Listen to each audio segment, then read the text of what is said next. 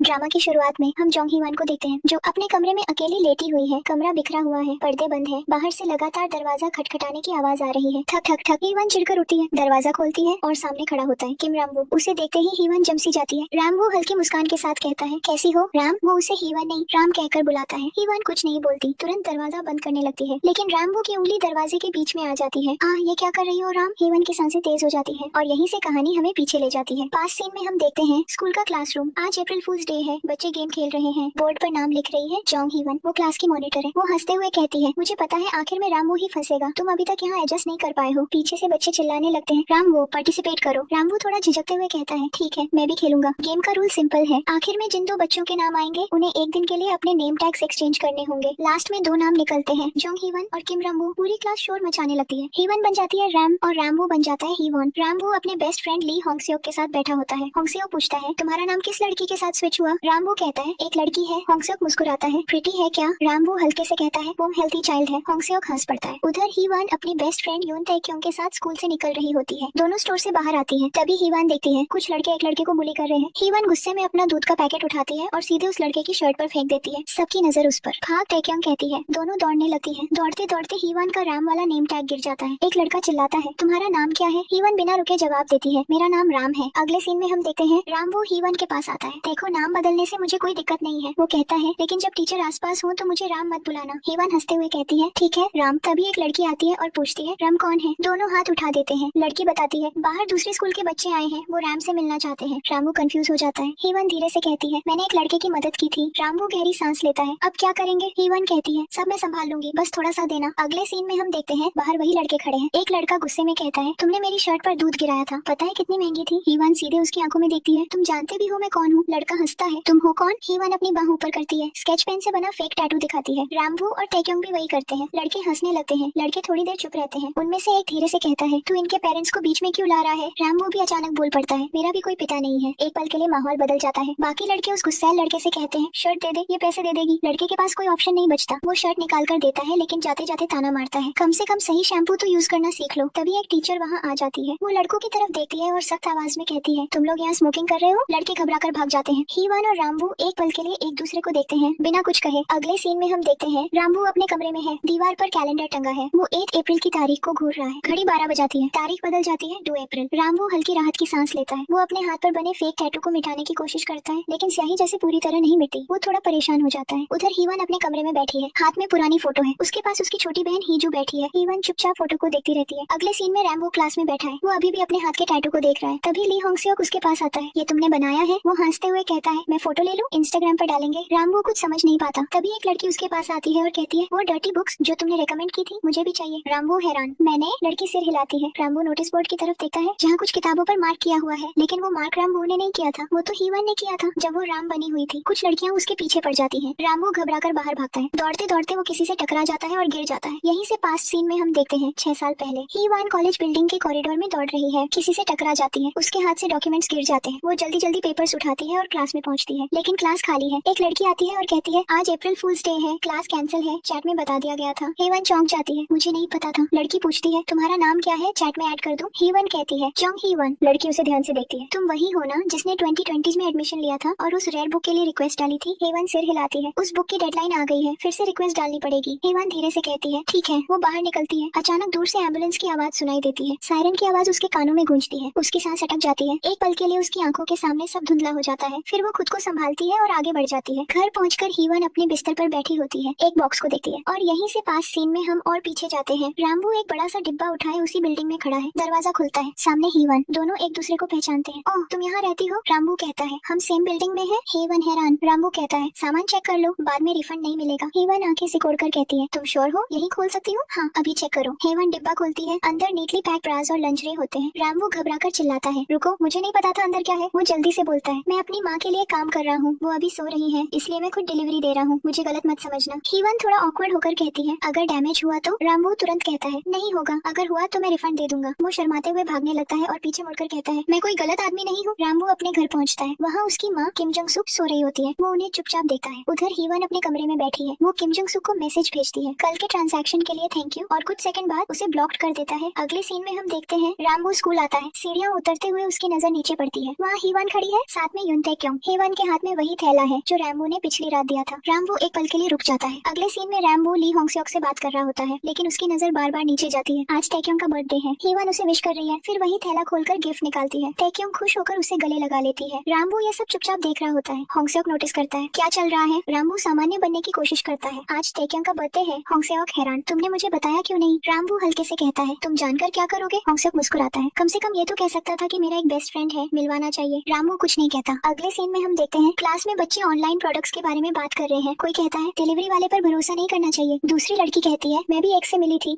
वो आगे बोलने ही वाली होती है, तभी रैम्बो तेज आवाज में बोल पड़ता है, बस करो। पूरी क्लास उसकी तरफ देखने लगती है। बाद में रैम्बो हीवन के पास आता है। मैंने तुम्हारे साथ कुछ बुरा किया है। वो सीधे पूछता है, तुम मेरे साथ ऐसा क्यों कर रही हो। हीवन शांत रहती है, तुमने कुछ भी गलत नहीं किया। रैम्बो धीमी आवाज में कहता है, क्या कल रात वाली बात की वजह से। हीवन सिर हिला देती है, नहीं। रैम्बो गहरी सांस लेता है, तुम एक एहसान कर सकती हो, उस बात को सीक्रेट रखोगी। हीवन हल्का सा मुस्कुराती है, ठीक है, लेकिन तुम्हें भी मेरे लिए एक काम करना होगा। रैम्बो चौंकता है, क्या। हीवन कहती है, जैसे अप्रैल फूल्स डे पर हमने अपने नाम स्विच किए थे, हम फिर से करेंगे। रैम्बो हैरान, फिर से क्यों। हीवन धीरे धीरे बताती है, उस दिन मेरा दिन बहुत अच्छा गया था। इंग्लिश में ज्यादा मार्क्स मिले, कैफेटेरिया में फ्री केक मिला। एक साधु ने कहा था उस दिन हमारी फैमिली के साथ बुरा होगा, लेकिन कुछ भी बुरा नहीं हुआ। वो उसकी तरफ देखती है, मुझे लगा शायद इसलिए क्योंकि उस दिन मेरा नाम रैम था। रैम्बो चुप हो जाता है, उसे याद आता है उस दिन उसके साथ सच में कुछ बुरा हुआ था। थोड़ी देर बाद वो कहता है, ठीक है करते हैं। अगले सीन में हम देखते हैं स्कूल के गेट पर रैम्बो चल रहा है। पीछे से आवाज आती है, हीवन सुनो। हीवन दौड़कर आती है और उसका हाथ पकड़ लेती है। राम, मेरी बात का जवाब क्यों नहीं दे रहे हो। रैम्बो मुस्कुराता है, मैं राम हूँ। धीरे धीरे पूरी क्लास कंफ्यूज होने लगती है। सब रैम्बो को हीवन बुलाते हैं और हीवन को रैम, यहाँ तक कि टीचर्स भी कंफ्यूज हो जाते हैं। एक दिन पेरेंट टीचर मीटिंग में जोंग इलबेओम हीवन के पिता खड़े हैं, साथ में किम जोंग सुक रैम्बो की माँ। टीचर नाम लेते हुए कंफ्यूज हो जाता है। इलबेओम गुस्से में हीवन से कहता है, तुमने इसका नाम क्यों यूज किया, ये चीटिंग है। हीवन धीरे से कहती है, मैंने परमिशन ली थी। इलबेओम सख्त आवाज में कहता है, मुझे कुछ नहीं पता, अभी सॉरी बोलो। किम जोंग सुक मुस्कुराकर कहती है, कोई बात नहीं, मुझे अच्छा लग रहा है कि मेरी बेटी का कोई दोस्त है। टीचर बीच में बोलता है, वाई से रैम्बो ने एक बुजुर्ग महिला को बचाया था, वो हमारे स्कूल को डोनेशन देती है, इसलिए रैम्बो को स्कॉलरशिप मिलेगी और हीवन को भी अवार्ड दिया जाएगा। हीवन चुपचाप रैम्बो की तरफ देखती है। अगले सीन में रैम्बो और किम जोंग सुक घर लौट रहे हैं। रास्ते में हीवन और जोंग इलबेओम मिल जाते हैं। इलबेओम को पता चलता है कि वो सेम बिल्डिंग में रहते हैं। कुछ देर बाद चारों एक रेस्टोरेंट के सामने रुकते हैं। किम जोंग सुक कहती है, डिनर करना था लेकिन ये बंद है। इलबेओम मुस्कुराता है, ये हमारा रेस्टोरेंट है, अंदर चलिए। चारों अंदर बैठते हैं। इलबेओम खुद खाना बनाता है। खाना खाते समय रैम्बो धीरे से कहता है, स्कॉलरशिप के लिए थैंक यू। हीवन उसकी तरफ देखती है, तुम डिजर्व करते थे। अगले सीन में हीवन टैक्योंग के साथ बैठी है। टैक्योंग पूछती है, तुम राम का नाम फिर से क्यों यूज कर रही हो, क्या तुम उसे लाइक करती हो। हीवन तुरंत मना कर देती है, नहीं बस फन है, लेकिन उसकी आंखें कुछ और कह रही होती है। अगले सीन में क्लास चल रही है। टीचर कहते हैं, रैम्बो तुम पोएम पढ़ो। रैम्बो खड़ा होता है, किताब खोलता है। रैम्बो पढ़ना शुरू करता है। हीवन उसके बगल में बैठी है। हीवन की आंखों के सामने एक के बाद एक पुराने पल घूमने लगते हैं। वो दिन जब उसने नई ड्रेस पहनी थी, आईने के सामने खड़ी होकर बाल ठीक कर रही थी। आज रैम्बो आने वाला था, वो बाहर उसका इंतजार कर रही थी। तभी एक गाड़ी तेजी से पास से गुजरी, गंदा पानी उछला और उसकी पूरी ड्रेस खराब हो गई। हीवन वहीं खड़ी रह गई थी, आंखों में पानी लेकिन आंसू नहीं। अगले सीन में हम देखते हैं हीवन अपनी छोटी बहन हीजू के साथ है। हीजू कहती है, मैंने कुछ ऑर्डर किया है, डिलीवरी वाला आने वाला है। हीवन के दिल की धड़कन तेज हो जाती है। उसे लगता है शायद रैम्बो होगा। वो जल्दी से कमरे में जाती है, कपड़े बदलती है, बाल ठीक करती है। हीजू दरवाजे से झांककर पूछती है, क्या हुआ, किसी को देखने जा रही हो क्या। हीवन उसे बाहर धकेल देती है, तू बाहर जा। जल्दी में उसका पैर टकराता है, हल्की चोट लग जाती है, खून की पतली सी लकीर निकल आती है। वो दर्द इग्नोर करके ड्रेस पहनती है। घड़ी में 12 बजते हैं। दरवाजा खुलता है, लेकिन सामने रैम्बो नहीं, कोई और डिलीवरी बॉय होता है। हीवन का चेहरा उतर जाता है। वो सामान लेकर मुड़ती है, तभी पीछे से रैम्बो आता है। वो उसके पैर की तरफ देखता है, तुम्हारा खून बह रहा है। हीवन मुस्कुराकर कहती है, मैं ठीक हूँ। अब हम प्रेजेंट सीन में आते हैं। रैम्बो हीवन के कमरे में खड़ा है, क्या तुमने मुझे मिस किया। वो हल्के से कहता है, हमें मिले कितने साल हो गए, 4 साल। ग्रेजुएशन डे पर भी नहीं मिले थे। वो कमरे में इधर उधर देखता है। आज अप्रैल डे है, हमारे पास बात करने के लिए बहुत कुछ है। हीवन की आंखें सख्त हो जाती हैं। तुम क्या बात करोगे। वो धीमी लेकिन भारी आवाज में कहती है, तुम तो 4 साल पहले मर चुके हो। कमरे में सन्नाटा। अगले ही पल हम देखते हैं कि कमरे में असल में कोई नहीं है। हीवन अकेली खड़ी है, लेकिन उसकी नजर रैम्बो को देख रही है। रैम्बो शांत आवाज में कहता है, हाँ मैं मर गया था, लेकिन आज मैं तुम्हें कुछ बताने आया हूँ। वो सीधा उसकी आंखों में देखता है, 1 हफ्ते के अंदर तुम मर जाओगे। हीवन हंस पड़ती है, तुम्हें कैसे पता, क्या तुम ग्रिम रीपर हो। रैम्बो बिना पलक झपकाए कहता है, हाँ। हीवन उसके पास आती है, उसे छूने की कोशिश करती है। उसकी उंगलियां उसके हाथ से गुजर जाती है। हीवन घबरा जाती है, दरवाजा खोलकर बाहर भागती है। उसी वक्त एक डिलीवरी मैन आता है, मेरे घर में एक अजीब आदमी है, प्लीज हेल्प। डिलीवरी मैन अंदर आता है, कहाँ है। हीवन कांपती उंगली से रैम्बो की तरफ इशारा करती है, यही तुम्हारे सामने। डिलीवरी मैन हैरान, मैडम यहाँ तो कोई नहीं है। रैम्बो ठंडी आवाज में कहता है, तुम मेरा टाइम वेस्ट कर रही हो, ये मुझे नहीं देख सकता। डिलीवरी मैन धीरे धीरे बाहर चला जाता है। हीवन घबराकर अपने डॉक्टर को कॉल करती है, आपने जो मेडिसिन दी थी उसका साइड इफेक्ट तो नहीं, मैं किसी को देख रही हूँ। रैम्बो कहता है, टाइम वेस्ट मत करो। हीवन दीवार पर लगी ग्रेजुएशन फोटो को देखती है। रैम्बो मुस्कुराकर कहता है, राम। हीवन गुस्से में कहती है, मेरा नाम हीवन है। रैम्बो धीरे से कहता है, तुमने ही कहा था हम अपने नाम हमेशा के लिए एक्सचेंज करेंगे। पास सीन में हम देखते हैं टैक्योंग हीवन के पास आती है, जीसू तुमसे मिलना चाहती है। हीवन बाहर जाती है। जीसू कहती है, मैंने एक लेटर लिखा है, तुम इसे अपनी हैंडराइटिंग में लिख दोगी, तुम्हारी राइटिंग बहुत सुंदर सुंदर है। हेवन मुस्कुराती है। लव लेटर है क्या? जीसू शर्मा कर सिर हिलाती है। हाँ, रामू के लिए। हेवन के चेहरे की मुस्कान हल्की पड़ जाती है। घर पर हेवन लेटर को कॉपी करने बैठी है। हर शब्द लिखते हुए उसका हाथ कांपता है। वो लेटर पूरा नहीं कर पाती। अगले दिन क्लास में टेक्योंग कहती है, जीसू तुमसे मिलना चाहती है। हेवन झूठ बोल देती है, कह दो आज राम नहीं आई। कई बार ऐसा होता है। जीसू उससे मिलने आती है, लेकिन हेवन हर बार बचती रहती है। एक दिन जब हेवन और टेक्योंग छिपकर बैठे होते हैं, जीसू उन्हें देख लेती है। जीसू उनकी तरफ बढ़ती है। हेवन घबराकर भागती है सीधे रेस्टरूम में। जीसू भी पीछे आती है, लेकिन अंदर सन्नाटा है। अचानक हेवन का पैर फिसलता है, वो गिर जाती है। बाहर अफवाह फैल जाती है, क्या हेवन सुसाइड करने की कोशिश कर रही थी? स्कूल में कानाफूसी शुरू हो जाती है। अगले सीन में हम देखते हैं क्लास में सभी बच्चे बैठे हैं और आपस में फुसफुसा रहे हैं। क्या सच में हेवन सुसाइड करने वाली थी? वो ऐसा क्यों करेगी? हेवन भी वहीं बैठी है, चेहरा शांत, जैसे कुछ हुआ ही ना हो। टाइक्योंग उसके पास एक लेटर रख देती है। हेवन उसे खोलती है। लेटर रैम्बो का होता है। उसमें लिखा है, क्या मैं तुम्हारी मदद कर सकता हूँ? ये पढ़ते ही हेवन हल्का सा हंस देती है। हंसी में दर्द छिपा हुआ है। प्रेजेंट सीन में हेवन सड़क पर अकेली चल रही है। रामू उसके साथ चल रहा है। हेवन कहती है, मेरा पीछा मत करो। रामू शांत आवाज में कहता है, ये सब सच है, तुम सच में मरने वाली हो। हेवन रुकती है, तो क्या हुआ? जब मैं मर जाऊंगी तब आ जाना। रामू बिना कुछ कहे उसे हॉस्पिटल ले आता है। हेवन इधर उधर देखती है, स्ट्रेचर, मरीज, दवाइयों की गंध। अचानक उसकी नजर एक पेशेंट पर जाती है। कुछ देर बाद उस पेशेंट की मौत हो जाती है। हेवन स्तब्ध रह जाती है। वो देखती है उस पेशेंट की आत्मा शरीर से बाहर आती है और रामू से बात करती है। रामू 3 बार उस पेशेंट का नाम लेता है और फिर वो आत्मा उसके साथ चली जाती है। हेवन की सांसें तेज हो जाती है। अब उसे समझ आ जाता है ये सब हेलुसिनेशन नहीं है। अगले सीन में रामू कहता है, अब तो मानती हो ये सब रियल है? हेवन धीमी आवाज में पूछती है, मैं कैसे मरूंगी? रामू सिर हिलाता है, ये मैं नहीं बता सकता, लेकिन 1 हफ्ते में तुम मर जाओगी। हेवन थककर कहती है, तो मैं क्या करूँ? रामू कहता है, जो करना चाहती हो वो करो। हेवन कंधे उचकाती है, मैं तो बस सोना चाहती हूँ। रामू हल्का सा मुस्कुराता है, तुम्हें एक लिस्ट बनानी चाहिए, मरने से पहले मैंने भी बनाई थी। वो अपनी पुरानी लिस्ट दिखाता है। हेवन को कोई खास इंटरेस्ट नहीं होता। रामू कहता है, इनमें से 10 चीजें हम साथ में करेंगे। हेवन कुछ देर सोचती है, ठीक है, लेकिन उसके बाद तुम चले जाना हमेशा के लिए। रामू सिर हिलाता है, मैं तुम्हारी नजरों से दूर हो जाऊंगा। पास सीन में हम देखते हैं जीसू हेवन के सामने खड़ी है। तुम मेरे साथ ऐसा क्यों कर रही हो? लेटर पूरा किया? हेवन कहती है, बस 1% बाकी है। जीसू अचानक पूछ लेती है, क्या तुम रामू को लाइक करती हो? हेवन तुरंत कहती है, नहीं, मैं उससे नफरत करती हूँ। वो आखिरी हिस्सा भी लिखकर जीसू को दे देती है। अगले सीन में हेवन और टेक्योंग दूर से जीसू को देखते हैं। जीसू रामू को लेटर देने वाली होती है, लेकिन अचानक घबराकर नीचे भागती है, सीढ़ियों के पास गिर जाती है। रामू और हेवन उसके पास पहुँचते हैं। रामू पूछता है, तुमने नो क्यों कहा? जीसू रोते हुए सिर झुका लेती है। हेवन के मन में आता है, मैं कह दूं कि मैं तुम्हें पसंद करती हूँ, लेकिन तभी रामू कहता है, मैं जीसू को लाइक करता हूँ। हेवन की दुनिया जैसे रुक जाती है। जीसू उसे गले लगा लेती है। हेवन बस उन्हें देखती रह जाती है। वो कुछ बोलने ही वाली होती है, अचानक उसकी आंखों के आगे अंधेरा छा जाता है। वो बेहोश होकर गिर जाती है। रामू उसे अपनी पीठ पर उठाकर नर्स के पास ले जाता है। अगले सीन में टेक्योंग हेवन से मिलने आती है। हेवन पूछती है, जीसू ने कन्फेस किया? टेक्योंग मुस्कुराकर कहती है, हाँ, रामू ने एक्सेप्ट कर लिया। हेवन की मुस्कान बनावटी होती है। अगले सीन में हेवन घर जा रही है। रामू उसके पास आता है, क्या तुम ठीक हो? फिर झिझकते हुए कहता है, क्या तुम मेरे लिए एक लेटर कॉपी कर सकती हो? वो उसे एक लेटर दिखाता है। ऊपर लिखा होता है जीसू। हेवन हल्के तंज में कहती है, मैं रिटायर होने वाली हूँ, लेकिन ये आखिरी बार लिख दूंगी, पैसे लगेंगे। रामू कहता है, दे दूंगा। रात को हेवन लेटर लिख रही होती है। उसकी आंखों से आंसू गिरते रहते हैं। रामू लेटर देता है, तुमने जीसू का नाम क्यों लिखा? हेवन हैरान, तुमने जीसू लिखा था? रामू सिर हिलाता है, नहीं, वो जुंगसुक है, मेरी माँ का नाम। हेवन चौंक जाती है, मुझे लगा जीसू है क्योंकि उसने कन्फेस किया था। रामू शांत स्वर में कहता है, मैंने उसे रिजेक्ट कर दिया। हेवन धीरे से पूछती है, क्यों? रामू कहता है, मुझे स्कॉलरशिप मिलने वाली है, मैं सिर्फ पढ़ाई पर फोकस करना चाहता हूँ, और ये लेटर मेरी माँ के बर्थडे के लिए है। हेवन उसे देखती धीमे से कहती है, तुमने अच्छा किया। प्रेजेंट सीन में हम देखते हैं हेवन और रामू साथ हैं। दोनों उसकी लिस्ट पूरी कर रहे हैं। हर नदी के किनारे साइकिल चलाना, बर्ड्स को देखना, एक छोटे से कॉन्सर्ट में जाना। हेवन हर चीज करते हुए बाहर से नॉर्मल लगती है, लेकिन अंदर से हर पल गिन रही होती है। अगले सीन में रामू कहता है, अब पैराग्लाइडिंग। हेवन तुरंत मना कर देती है, मैं नहीं करूंगी, पागल हो क्या? रामू मुस्कुराता है, तुम्हारे पास 1 हफ्ता है। वो किसी तरह उसे मना लेता है, लेकिन कहता है, मैं तुम्हारे साथ नहीं आऊंगा। हेवन का चेहरा उतर जाता है, क्यों? रामू बस हल्का सा मुस्कुरा देता है। इंस्ट्रक्टर उसे हार्नेस पहनाकर ऊपर ले जाता है। हेवन डर से आंखें बंद कर लेती है। कुछ देर बाद वो हवा में होती है। नीचे पूरा शहर, हवा चेहरे से टकराती हुई। लैंड करने के बाद वो तेजी से इधर उधर देखती है। राम, वो उसे ढूंढती है। रामू कहीं नहीं दिखता। हेवन की आंखों में घबराहट आ जाती है। राम, तभी पीछे से आवाज आती है, मैं यहाँ हूँ। रामू खड़ा मुस्कुरा रहा होता है, क्या मुझे मिस कर रही थी? हेवन तुरंत नजरें फेर लेती है, मैं तुम्हें मिस क्यों करूंगी? लेकिन उसकी आवाज कांप रही होती है। स्कूल टाइम के सीन में हम देखते हैं क्लास में बच्चे बैठे हैं। हेवन अचानक बोलती है, मैं हान नदी के पास साइकिल चलाना चाहती हूँ, बर्ड्स देखना चाहती हूँ, शराब पीना चाहती हूँ, पैराग्लाइडिंग करना चाहती हूँ। सब बच्चे हंसने लगते हैं। एक लड़की पूछती है, साइकिल पर किसके साथ जाओगी? हेवन बिना सोचे कह देती है, वो मेरा बेबी होगा। पीछे बैठा रामू क्वाइटली उसकी सारी बातें लिख रहा होता है। लड़कियां पूछती हैं, तुम्हारा बेबी कहाँ है? हेवन रामू की तरफ देखती है। रामू भी उसे देखता है और हल्का सा मुस्कुरा देता है। अगले सीन में स्कूल के बच्चे आपस में रामू को याद कर रहे हैं। किसी ने कहा रम की मौत हेवन की वजह से हुई। दूसरा कहता है उसने नाम एक्सचेंज करने को कहा था। हेवन पीछे खड़ी सब सुन रही होती है। उसकी उंगलियां कांप रही होती हैं। पास सीन में हम देखते हैं रामू और उसकी माँ किम जुंग सुक नए घर में शिफ्ट हो रहे हैं। रामू नए स्कूल में बैठा है। उसे एक एप्लीकेशन फॉर्म दिया जाता है, फैमिली मेंबर्स के नाम लिखो। रामू ब्लैंक स्पेस को देखता रहता है, कुछ नहीं लिखता। उसकी नजर सामने बैठी हेवन पर जाती है। हेवन टेक्योंग से कह रही होती है, हर बार फैमिली डिटेल्स क्यों मांगते हैं, मुझे ये सब लिखना पसंद नहीं। रामू चुपचाप सुन रहा रहा होता है। अगले सीन में रामबू कुछ पेंटिंग्स बाहर फेंक रहा होता है। तभी हीवान आ जाती है। ये किसने बनाई? मेरी माँ ने, रामबू कहता है। क्या वो आर्टिस्ट है? पहले थी, अब नहीं। हीवान पेंटिंग को ध्यान से देखती है। बहुत खूबसूरत है, क्या मैं इसे ले सकती हूँ? रामबू हल्का सा सिर हिला देता है। अगले सीन में हीवान वही पेंटिंग अपने पिता जोंग इल बेओम के रेस्टोरेंट में लगा देती है। एक छोटा सा इवेंट होता है। किम जोंग सुक रिबन काटती है। हीवान कहती है, मैं पेंटिंग सीखना चाहती हूँ। किम जोंग सुक मुस्कुराती है, तो सीखो। अगले सीन में हीवान किम जोंग सुक की एकेडमी के बाहर खड़ी होती है। आप मुझे पेंटिंग सिखाएंगी? किम जोंग सुक कहती है, ठीक है। वो उसे घर ले जाती है। Canvas, colours, brushes. रामबू भी वही है। किम जोंग सुक रामबू से कहती है, पानी दे दो, हीवान को जरूरत होगी। रामबू गिलास लेकर खड़ा होता है। हीवान पेंटिंग बना रही है, लेकिन रामबू बार बार उसे देख रहा है। हीवान नोटिस कर लेती है, तुम मुझे क्यों देख रहे हो? कहीं और देखो, मैं कंसंट्रेट नहीं कर पा रही। रामबू खिड़की की तरफ मुड़ जाता है, लेकिन फिर भी चोरी चोरी उसे देखता रहता है। हीवान गुस्से में ब्रश नीचे रख देती है। सच में तुम ऐसे क्यों हो? रामबू कुछ नहीं कहता, वो खिड़की के पास खड़ा है। हीवान भी वहीं आ जाती है। हीवान छत पर खड़ी आसमान देख रही है। अचानक वो उत्साह से रामबू का हाथ पकड़ती है। देखो शूटिंग स्टार। रामबू ऊपर देखता है। कहा? मुझे तो कुछ नहीं दिखा। हीवान भौहें चढ़ाकर कहती है, तुमने कितनी चीजों से मुंह मोड़ा है, क्या तुमने कभी शूटिंग स्टार देखा भी है? रामबू धीरे से सिर हिलाता है, नहीं। हीवान हल्की मुस्कान के साथ कहती है, मैं चाहती हूँ कि हम चारों साथ में शूटिंग स्टार देखें। रामबू उसकी तरफ देखता है, मैं भी चाहता हूँ कि हम दोनों साथ में देखें। हीवान की सांस अटक जाती है, लेकिन अगले ही पल रामबू बात बदल देता है। मतलब हम चारों? हीवान कुछ नहीं कह पाती। वो अपने कमरे में आती है। आईने के सामने खड़ी होकर खुद से कहती है, क्या वो पागल है? ऐसे कैजुअली कैसे बोल सकता है? वो मेज पे बैठती है और रामबू के लिए एक कन्फेशन लेटर लिखना शुरू कर देती है। प्रेजेंट सीन में हम देखते हैं रामबू हीवान को उसी पुराने स्कूल में लेकर आया है। खाली क्लासरूम, धूल भरी खिड़कियाँ, वही पुरानी बेंच। रामबू चुपचाप उसे देख रहा है। हीवान पूछती है, क्या हुआ? रामबू हल्की मुस्कान के साथ कहता है, तुम फाइनली कॉलेज जा रही हो, ये देखकर अच्छा लग रहा है। वो कैजुअली पूछता है, कॉलेज लाइफ कैसी चल रही है? हीवान कुछ नहीं कहती। रामबू मजाक में कहता है, तुम अभी भी बोरिंग हो। दोनों हल्के से मुस्कुरा देते हैं। अंदर जाते समय हीवान एक लड़की से टकरा जाती है। उसका नाम योंगहान है। उसका सामान गिर जाता है। हीवान तुरंत झुककर उठाने लगती है। सामान उसके कमरे तक छोड़ आती है। योंगहान ध्यान से देखती है, तुम हमारे स्कूल में थी ना? मेरा नाम योंगहान है, तुम्हें याद नहीं? हीवान सिर हिलाती है। जोंग हीवान। पास में रामबू एक पेंटिंग देख रहा होता है। वो हीवान से कहता है, तुम्हें भी ये देखनी चाहिए, बहुत खूबसूरत है। हीवान पास आती है। योंगहान भी पेंटिंग दिखा रही होती है। अचानक पेंटिंग गिर जाती है। कैनवस फट जाता है, रंग बिखर जाते हैं। कुछ स्टूडेंट्स दौड़कर आते हैं। ये हमारी डिपार्टमेंट की पेंटिंग थी। माहौल भारी हो जाता है। अगले सीन में सब सफाई कर रहे होते हैं। कुछ स्टूडेंट्स कहते हैं, इसकी भी गलती है, ये हेल्प नहीं करेगी। लेकिन योंगहान कहती है, कोई बात नहीं, इसकी क्लास है, ये जा सकती है। हीवान ब्रश उठाती है, मैं यहीं रहूंगी। वो फटी हुई पेंटिंग को फिर से बनाना शुरू करती है। धीरे धीरे नया कैनवस तैयार होता है। नई पेंटिंग पहले से ज्यादा गहरी, ज्यादा खूबसूरत। सब चौंक जाते हैं। पेंटिंग बाहर लगा दी जाती है। अलग अलग डिपार्टमेंट के स्टूडेंट्स देखने आते हैं। कोई कहता है, क्या तुम मेरे लिए भी बना सकती हो? हीवान हल्का सा मुस्कुरा देती है। शाम को सब साथ खाना खा रहे होते हैं। योंगहान हीवान से कहती है, अगर तुम्हें हेल्प चाहिए तो बताना, प्रेशर मत लेना। तुम मेरी हेल्प करना, मैं तुम्हारी करूंगी। हीवान सिर हिलाती है, ठीक है। रामबू चुपचाप ये सब देख रहा होता है। पास सीन में हम देखते हैं चारों दोस्त फोटोशूट करवा रहे हैं। हीवान और रामबू चोरी चोरी एक दूसरे को देख रहे हैं। बाहर आने के बाद ली होंगसेओक रामबू से बात करता है। रामबू को पता चलता है होंगसेओक ताक्योंग को नहीं, हीवान को लाइक करता है। रामबू चुप हो जाता है। सब हंस रहे हैं, मजे कर रहे हैं, लेकिन रामबू थोड़ी दूरी पर बैठा है। हीवान को देख रहा है। रात को रामबू घर आता है। किम जोंग सू खिड़की के पास खड़ी है। रामबू कहता है, हम यहाँ से नहीं जाएंगे, मुझे ये जगह पसंद है, मैं अपने इसी स्कूल से ग्रेजुएट होना चाहता हूँ। किम जोंग सुक मुस्कुराती है, मैंने कब कहा कि हम यहाँ से जाने वाले हैं? हम कहीं नहीं जा रहे। वैसे मुझे तुम्हारे दोस्त भी पसंद है। वो एक कोट निकालती है, ये तुम्हारे लिए बाहर से खरीदा है। उसी वक्त वहाँ जोंग इल बेओम भी होते हैं। उन्होंने भी हीवान के लिए वही सेम कोट खरीदा होता है। अगले सीन में रामबू स्कूल में वो कोट पहनकर आता है, लेकिन जैसे ही वो गेट के अंदर आता है उसकी नजर हीवान पर पड़ती है। हीवान ने भी वही कोट पहना हुआ है। पूरा स्कूल शोर मचाने लगता है, ओहो कपल कोट, डेट करो। रामबू का चेहरा लाल हो जाता है। वो तुरंत कोट उतारकर लॉकर में डाल देता है। हमारे बीच कुछ नहीं चल रहा। हीवान चुप रहती है, लेकिन उसकी आंखों में हल्की सी चोट साफ दिखती है। अगले सीन में रामबू अकेला खड़ा हीवान के कोट को देख रहा होता है। दो लड़कियां उसके पास आती हैं। हन कहाँ है? रामबू पूछता है। लड़कियां मुस्कुराती हैं। वो होंगसेओक के साथ है। वैसे हमें बताया गया है कि तुम हन को लाइक करते हो। रामबू कुछ पल चुप रहता है, फिर धीरे से कहता है, हाँ करता हूँ, लेकिन मुझे नहीं पता कैसे कहूँ। लड़कियां प्रैक्टिकल करके बताती है। आई कांटेक्ट, बस आंखों में देखो और कह दो। रामबू घबराकर वहाँ से भाग जाता है। उधर हीवान होंगसेओक के साथ स्विमिंग पूल के पास बैठी है। होंगसेओक पानी उछाल रहा है। हीवान किनारे बैठी पानी की पेंटिंग बना रही है। होंगसेओक पूछता है, तुम्हें मेरे बारे में क्या अच्छा लगता है? हीवान कहती है, तुम्हारी स्विमिंग। होंगसेओक हल्का सा हंसता है, मैंने वो बहुत पहले छोड़ दी। वो उसका हाथ पकड़ने की कोशिश करता है। हीवान हाथ खींच लेती है। तभी सिक्योरिटी गार्ड आ जाता है। कौन से स्कूल से हो? क्या ये तुम्हारी गर्लफ्रेंड है? होंगसेओक कहता है, नहीं गर्लफ्रेंड नहीं, लेकिन मैं इसे लाइक करता हूँ, इसे इम्प्रेस करना चाहता था। हीवान चुप हो जाती है। अगले सीन में रामबू बस स्टैंड पर खड़ा हीवान का इंतजार कर रहा होता है। हीवान आती है। रामबू कुछ कहना चाहता है, मैं तुम्हारे लिए, लेकिन शब्द नहीं निकलते। हीवान अपना कोट लेती है और बिना कुछ कहे चली जाती है। घर पहुंचकर वो अपना कन्फेशन लेटर निकालती है, कुछ पल उसे देखती है और फिर डस्टबिन में फेंक देती है। प्रेजेंट सीन में हम देखते हैं रामबू एक शूटिंग स्टार शो की भीड़ में खड़ा है। हीवान उसे देख लेती है, पीछे पीछे चली आती है। योंगहान उसे रोकती है, रुको, और उसकी फोटो ले लेती है। काउंटडाउन शुरू होता है, 3, 2, 1। हीवान आसमान देखती है। उसे वही पुराना दिन याद आता है जब वो शूटिंग स्टार देखने वाले थे, लेकिन उस दिन कुछ और हो गया था। हीवान धीरे से वहाँ से चली जाती है। पास सीन में हम देखते हैं क्लास में कुछ लड़कियां गॉसिप कर रही हैं। रम की मौत हन की वजह से हुई। अगर उसने नाम एक्सचेंज न किया होता तभी ताक्योंग गुस्से में आती है। तुम्हें पता भी है हान पर क्या बीत रही है। उसकी मौत हान की वजह से नहीं हुई। तभी हीवान खुद अंदर आती है। वो सबकी तरफ देखकर कहती है, नहीं वो सही कह रही है, वो मेरी वजह से मरा था। प्रेजेंट सीन में हेवन छत पर खड़ी है, हवा तेज चल रही है। वो आगे बढ़ती है, तभी रामू पीछे से उसका हाथ पकड़ लेता है। तुम ये क्या कर रही हो? हेवन की आंखों में आंसू है। तुम मुझे क्यों रोक रहे हो? रामू धीरे से कहता है, क्योंकि मैं तुम्हारी केयर करता हूँ। हेवन हंस पड़ती है, टूटी हुई हंसी। केयर करने से क्या बदल जाएगा? जब भी मैं तुम्हें देखती हूँ लगता है तुम सच में यहाँ हो, लेकिन तुम नहीं हो। मैं उस रात को कैसे भूलूं? तुम मेरी वजह से मरे थे। रामू सिर हिलाता है, ऐसा नहीं है। वो उसका नाम लेने की कोशिश करता है, राम। हेवन गुस्से में कहती है, मुझे मेरे नाम से बुलाओ, मुझे राम मत कहो। मुझे पता है तुम ऐसा क्यों करते हो। अगर तुम मुझे मेरे असली नाम से 3 बार बुलाओगे तो मैं मर जाऊंगी। राम वो उसका हाथ कसकर पकड़ लेता है, धीरे से कहता है, हेवन। उसकी आवाज कांप रही है, हेवन मैं तुम्हें लाइक करता हूँ, बहुत पहले से। मैंने देर कर दी, माफ कर देना। मैं यहाँ इसलिए आया हूँ क्योंकि मैं तुम्हें मिस करता था। वो फिर उसका नाम लेता है, हेवन। अगले सीन में हम देखते हैं हेवन घर पर बैठी है, सामने जोंग इल्बियोम चुपचाप खाना खा रहे हैं। तभी हीजू अंदर आती है। इल्बियोम पूछते हैं, इतनी देर कहाँ थी? हीजू सीधा जवाब देती है, मैं पार्ट टाइम जॉब कर रही हूँ। हेवन तुरंत बोल पड़ती है, क्या बाहर काम करना सेफ नहीं है? ऐसा मत करो। जो भड़क जाती है, आप तो कुछ नहीं कर रही हो, मैं सब करना चाहती हूँ। मुझे नहीं पता मैं कब मर जाऊँ, जो करना है अभी करना है। ये शब्द सीधे हेवन के दिल में चुप जाते हैं। वो गुस्से में बाहर निकल जाती है। बाहर रैम्बो खड़ा होता है। वो उसे देखकर कहता है, तुम बहुत दुखी लग रही हो, एनर्जी भी कम है। चलो तुम्हें एक जगह ले चलता हूँ, बहुत अमेजिंग है। हेवन बिना कुछ कहे उसके साथ चल देती है। पास सीन में हम देखते हैं रैम्बो अकेला बैठा है, चुप खोया हुआ। हेवन उसके पास आती है, तुम दुखी लग रहे हो, एनर्जी नहीं बची, चलो मैं तुम्हें एक अमेजिंग जगह दिखाती हूँ। वो उसे एक रूफटॉप पर ले जाती है। ये मेरी और टेक्योंग की फेवरेट जगह है, हमारा सीक्रेट प्लेस। हम यहाँ पेंटिंग करते हैं, तुम भी करो। रामू हिचकिचाता है, मुझे पेंटिंग नहीं आती। हेवन मुस्कुराती है, कुछ भी बना सकते हो। रामू धीरे से बोलता है, हमारे घर एक गेस्ट आता है, वो मेरा पिता है, पैसे छोड़ जाता है। मैं समझ नहीं पाता क्यों। हेवन पूछती है, क्या तुम उनसे मिलना चाहते हो? रामू कंधे उचकाता है, पता नहीं। हेवन चुप होकर कहती है, जब मैं 4 साल की थी मेरी माँ की डेथ हो गई थी, पापा बहुत रोए थे, आज भी उन्हें मिस करते हैं। दोनों साथ बैठकर पेंटिंग बनाने लगते हैं। रामू पीछे आकर उसके हाथ को गाइड करता है। हेवन हल्का सा मुस्कुराती है, तभी दरवाजा खुलता है। यून ताecyeong अंदर आती है। वो रामू को देखकर ठिठक जाती है, ये यहाँ क्या कर रहा है? ये हमारा सीक्रेट प्लेस था ना, आज तो हमारी प्लानिंग थी। हेवन हड़बड़ा जाती है, मैं तुम्हारे पास ही आने वाली थी। ताecyeong ठंडे स्वर में कहती है, रहने दो, अपनी नई बेस्टी के पास रहो। वो गुस्से में चली जाती है। हेवन चुप खड़ी रह जाती है। प्रेजेंट में रामू हेवन को उसी रूफटॉप पर लेकर आता है। सब कुछ बदला हुआ है लेकिन हवा वही है। उन्हें एक पुरानी फोटो मिलती है, चारों की। रामू पूछता है, होंगसेok कहाँ है? हेवन धीरे से कहती है, मुझे नहीं पता। और ताecyeong? पता नहीं। तभी सिक्योरिटी गार्ड ऊपर आता है। हेवन घबरा जाती है। रामू कहता है, तुम्हें होंगसेok से बात करनी होगी। वो उसका फोन उठाकर कॉल लगा देता है। हेवन रोकती है, मत करो, लेकिन फोन लग चुका होता है। हेलो, होंगसेok की आवाज आती है, क्या काम है? हेवन कुछ नहीं बोल पाती। होंगसेok कहता है, मैं काम पर हूँ, और फोन काट देता है। रामू कहता है, चलो उससे मिलने चलते हैं। हेवन पीछे हटती है, मैं नहीं जाऊंगी। रामू हल्का सा मुस्कुराता है, बाहर से दरवाजा बंद है, अगर तुम हाँ कहोगी तभी खुलेगा। हेवन मजबूरी में कहती है, ठीक है। रामू डोर खोल देता है। पास सीन में हम देखते हैं रामू और ली होंगसेok दूर खड़े हेवन और ताecyeong को देख रहे हैं। दोनों लड़कियां एक दूसरे से नाराज हैं। रामू कहता है, हमें इन्हें मिलाना होगा। होंगसेok सिर हिलाता है। रामू हेवन से बात करता है, होंगसेok ताecyeong से, हम घूमने जा रहे हैं, तुम भी चलो। दोनों पहले मना करती हैं, फिर धीरे से हाँ कह देती है। गले सीन में चारों बस में होते हैं। हेवन की गोद में वो कन्फेशन लेटर रखा है। वो चुपचाप रामू को देखती रहती है और फिर नजरें झुका लेती है। चारों घूमने आते हैं, हंसी मजाक, फोटो, छोटी छोटी बातें। यून ताecyeong हेवन के पास आती है। उस दिन मैं बहुत गुस्सा हो गई थी, मुझे ऐसा नहीं करना चाहिए था, माफ कर देना। हेवन हल्का सा सिर हिला देती है। उधर ली होंगसेok रामू से कहता है, मुझे पता है क्या चल रहा है, लेकिन तुमने मुझे बताया क्यों नहीं? तुम हान को लाइक करते हो। रामू धीरे से कहता है, हाँ करता हूँ। होंगसेok मुस्कुराता है, मुझे पहले ही समझ आ गया था। आज तुम दोनों पूरे दिन एक दूसरे को देख रहे थे। रामू कुछ नहीं कहता, बस हेवन की तरफ देखता रहता है। प्रेजेंट में रामू हेवन को होंगसेok के पास ले आता है। होंगसेok इस समय स्विमिंग कर रहा होता है। वो पानी से बाहर आता है और दोनों को देखता है। कुछ देर बाद हेवन उससे बात करने की कोशिश करती है लेकिन शब्द नहीं निकलते। रामू धीरे से कहता है, तुम्हें कुछ कहना चाहिए। हेवन इधर उधर देखती है, तुम पढ़ाई कर रहे हो? होंगसेok कहता है, हाँ एग्जाम की तैयारी। कौन सा एग्जाम? वो सीधा जवाब नहीं देता, मुझे काम है, तुम जा सकती हो। हेवन मुड़ जाती है। रामू होंगसेok से कहता है, तुम्हें उससे बात करनी चाहिए, ये आखिरी मौका हो सकता है। तभी होंगसेok भागता हुआ आता है। हेवन तुम अब आई क्यों हो? क्या रैम की तरफ? अब उसी समय पास से एम्बुलेंस गुजरती है। सायरन की आवाज सुनते ही हेवन के कान सुन्न हो जाते हैं। उसकी सांस अटक जाती है। होंगसेok उसे संभाल लेता है, सांस लो, सब ठीक है। हेवन ठीक हो जाती है लेकिन रामू वहाँ नहीं होता, वो गायब हो चुका है। दोनों थोड़ा दूर बैठते हैं। हेवन कहती है, मैं तुम्हें देखने आई थी, सोचा तुम कैसे हो, लेकिन तुम तो ठीक लग रहे हो, मुझे तुमसे जेलसी हो रही है। होंगसेok गहरी सांस लेता है, तुम्हें क्या लगता है सिर्फ तुम विक्टिम हो? रम मेरा भी दोस्त था, उस रात मैं तुम्हारे साथ था और यहीं से वो रात याद आती है। सभी शूटिंग स्टार देखने के लिए इंतजार कर रहे थे। तभी हेवन के पास एक कॉल आया। उसने पहले एक शो में रामू का नाम रजिस्टर कर दिया था, शूटिंग स्टार ऑब्जर्वेटरी के लिए। फोन पर आवाज आई, तुम्हारा नाम कंफर्म हो गया है। हेवन खुश होकर रामू को बताती है, तुम अंदर जाकर शूटिंग स्टार देख सकते हो। वो उसे एक लेटर देती है, जब तुम स्टार देखो तब इसे खोलना। रामू पूछता है, क्या तुम मेरे साथ चलोगी? मुझे तुमसे कुछ कहना है। हेवन सिर हिला देती है, तुम बस लेटर पढ़ लेना। वो मुड़कर चली जाती है। रामू ऑब्जर्वेटरी के अंदर जाता है। अंदर खड़े होकर वो लेटर खोलता है। उसमें लिखा होता है, मैं तुम्हें बहुत लाइक करती हूँ। बाहर हेवन और उसके दोस्त आसमान देख रहे होते हैं। अचानक एम्बुलेंस की आवाज गूंजती है। तीनों घबराकर ऑब्जर्वेटरी की तरफ दौड़ते हैं। हेवन अंदर जाना चाहती है, वहाँ मेरा दोस्त है, लेकिन उसे रोक दिया जाता है। प्रेजेंट में होंगसेok कह रहा होता है, मुझे लगा था तुम ठीक हो जाओगी, लेकिन तुम अभी वहीं अटकी हुई हो। मैं सायरन की आवाज सह नहीं पाता, इसलिए फायर फाइटर बन गया ताकि इस आवाज का मतलब समझ सकूं। हेवन की आंखें भर भर जाती है। वो धीरे से कहती है, मैं सब भूलकर अच्छी जिंदगी जीने की कोशिश करूंगी, तुम भी करो। होंगसॉक सिर हिलाता है। ठीक है। हीवान अकेली चल रही होती है, अपने आप से कहती है, अगर उस दिन मैं रैम को लेटर ना देती, अगर मैं उसकी बात सुन लेती, अगर हम नाम एक्सचेंज ना करते, तो शायद वो जिंदा होता। उसकी आवाज टूट जाती है। पास सीन में हम देखते हैं हॉस्पिटल के कॉरिडोर में भागते हुए किम जंग सुक आती है। साथ में जोंग इल बेओम भी होते हैं। जंग सुक घबराकर पूछती है, मेरा बेटा कहाँ है, रामबू कहाँ है। डॉक्टर की आंखें झुकी हुई है। लड़की ठीक है, लेकिन आपके बेटे को नहीं बचाया जा सका। जंग सुक के हाथ से सब कुछ छूट जाता है। इल बेओम उन्हें संभालते हैं। रामबू का नाम पुकारते पुकारते उनकी आवाज टूट जाती है। अब हम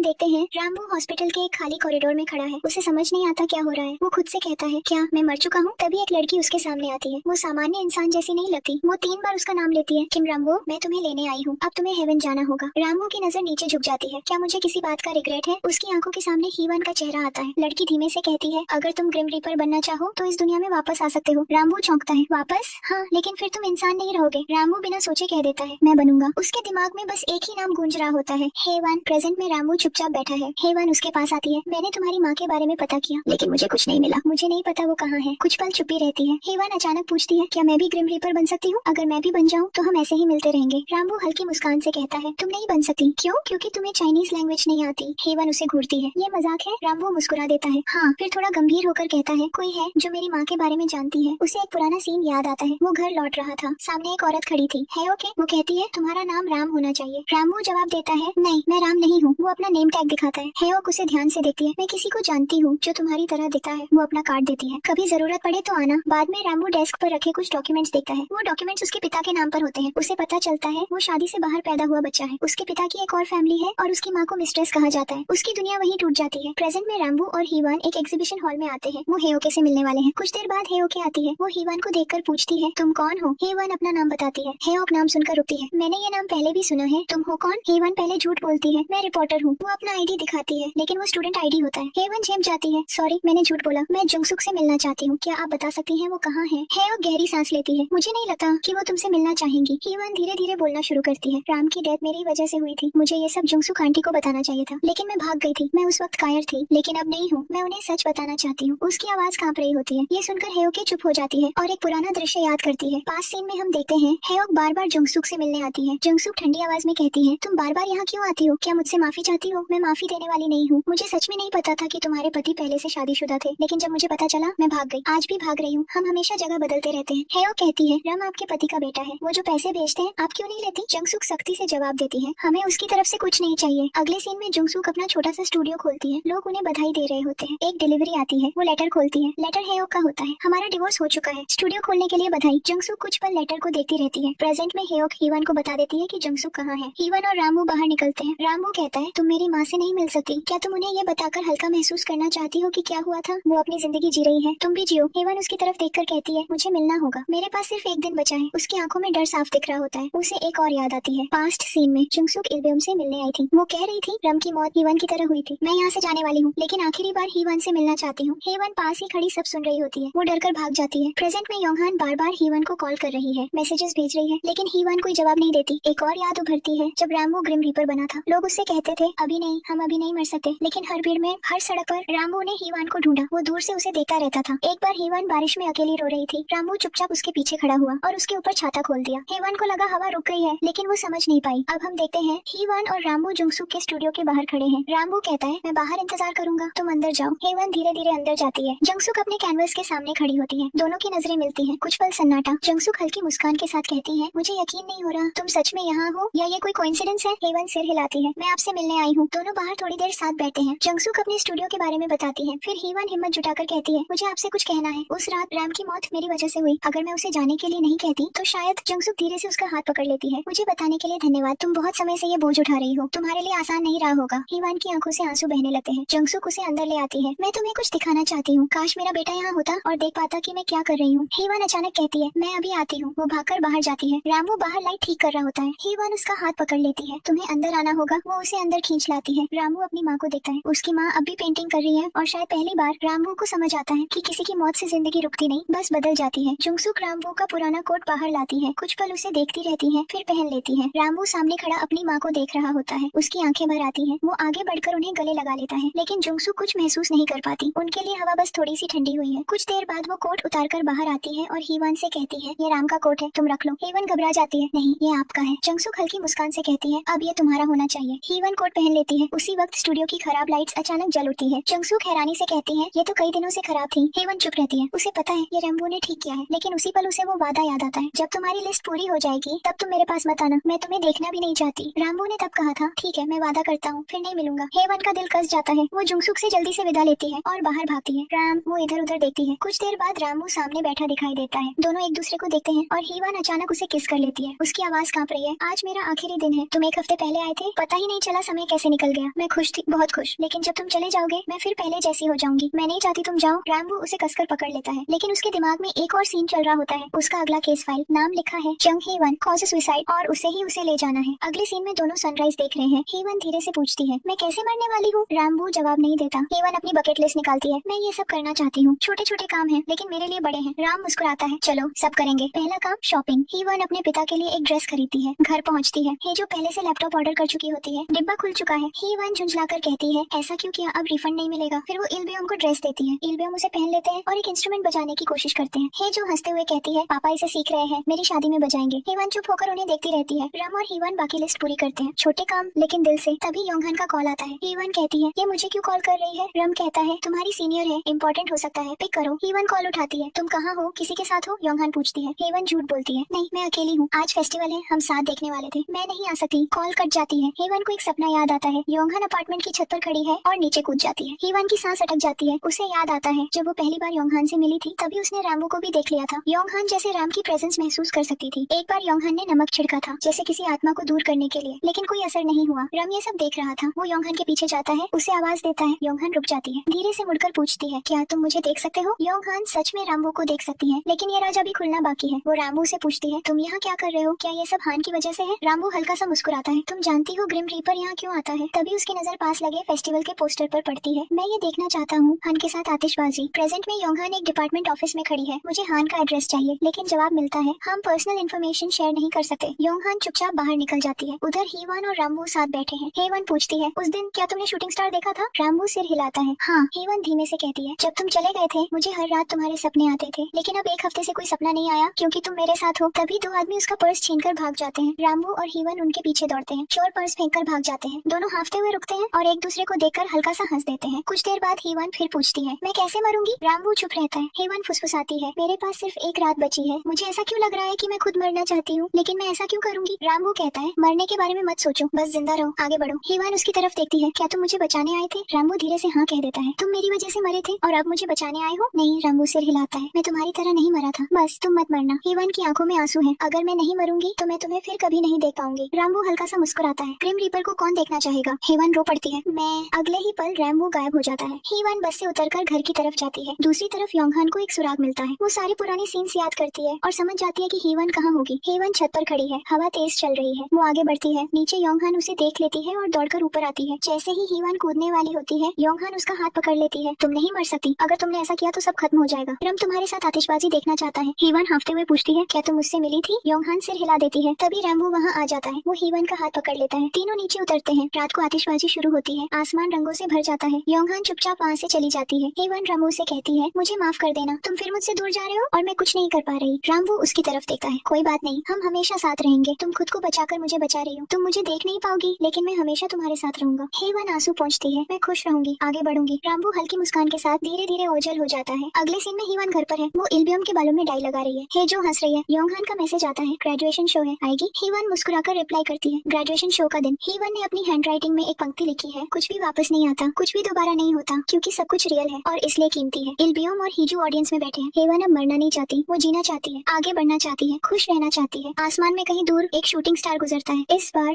वो अकेली नहीं है। और इसी के साथ ये ड्रामा खत्म हो जाता है। आपको ये ड्रामा कैसा लगा नीचे कमेंट में जरूर बताएं और चैनल सब्सक्राइब करके बेल आइकन ऑन कर लीजिए।